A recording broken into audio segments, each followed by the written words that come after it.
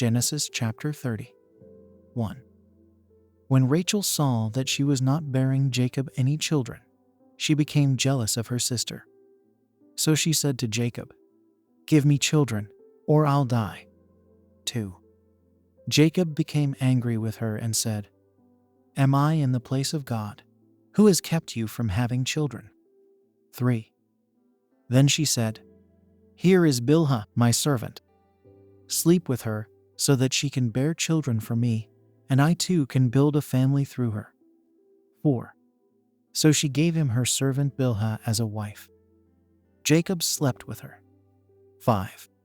And she became pregnant and bore him a son. 6. Then Rachel said, "God has vindicated me. He has listened to my plea and given me a son." Because of this, she named him Dan. 7. Rachel's servant Bilhah conceived again and bore Jacob a second son. 8.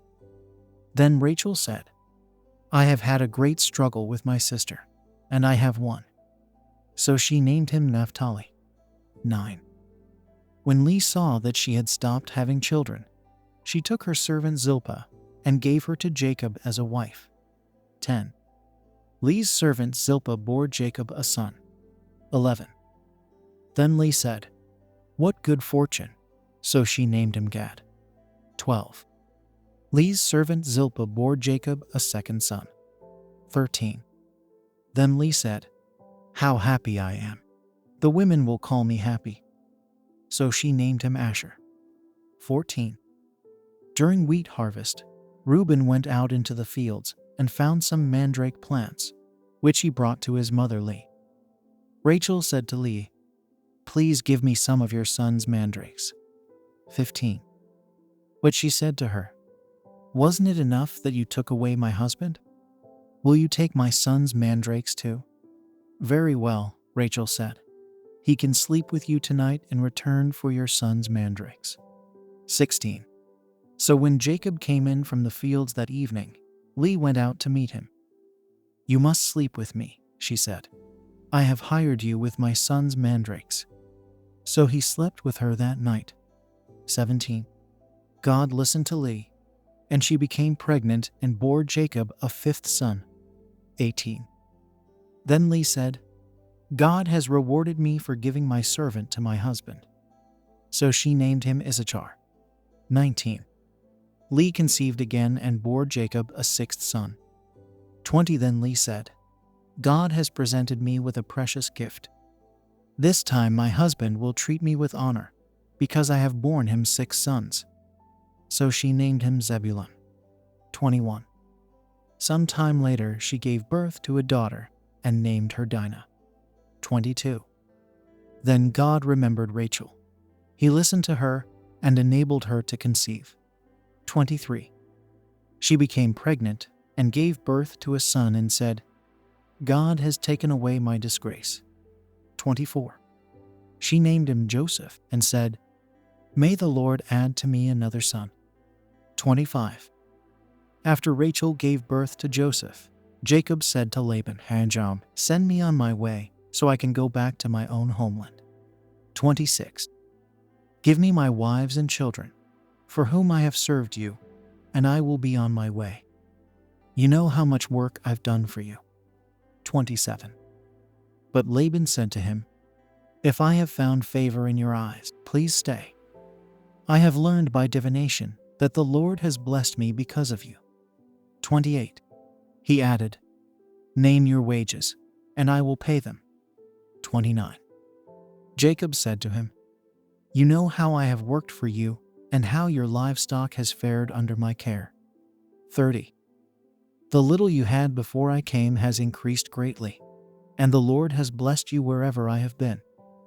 But now, when may I do something for my own household? 31.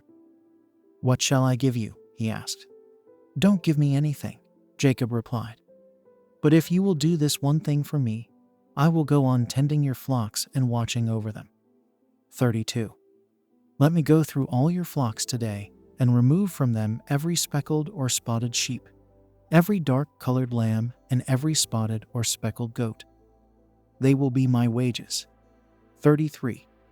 and my honesty will testify for me in the future, whenever you check on the wages you have paid me.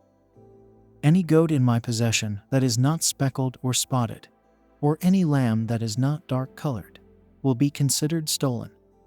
34. Agreed, said Laban. Let it be as you have said. 35. That same day he removed all the male goats that were streaked or spotted, and all the speckled or spotted female goats, all that had white on them, and all the dark-colored lambs, and he placed them in the care of his sons. 36. Then he put a 3-day journey between himself and Jacob, while Jacob continued to tend the rest of Laban's flocks.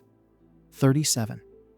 Jacob, however, took fresh-cut branches from poplar, almond and plane trees, and made white stripes on them by peeling the bark and exposing the white inner wood of the branches. 38. Then he placed the peeled branches in all the watering troughs, so that they would be directly in front of the flocks when they came to drink. When the flocks were in heat and came to drink. 39. They made it in front of the branches, and they bore young that were streaked or speckled or spotted. 40. Jacob set apart the young of the flock by themselves, but made the rest face the streaked and dark-colored animals that belonged to Laban. Thus he made separate flocks for himself, and did not put them with Laban's animals. 41. Whenever the stronger females were in heat, Jacob would place the branches in the troughs in front of the animals, so they would mate near the branches. 42. But if the animals were weak, he would not place them there. So the weak animals went to Laban, and the strong ones to Jacob. 43. In this way the man grew exceedingly prosperous, and came to own large flocks, and female and male servants, and camels and donkeys. Thank you for listening to the Word of God. To God be the glory.